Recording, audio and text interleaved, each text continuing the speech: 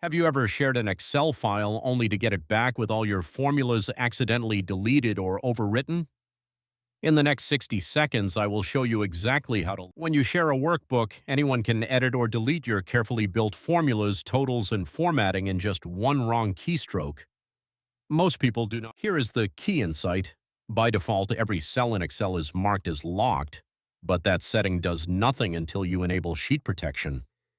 First, select only the cells you want users to be able to. Now go to the Review tab in the ribbon and click Protect Sheet. This is the step that actually activates the lock. You can optionally enter a password so only you can remove the protection later. Now, when anyone tries to click on a formula cell like the Revenue or Totals column, Excel immediately shows a warning that the cell is protected and cannot be changed.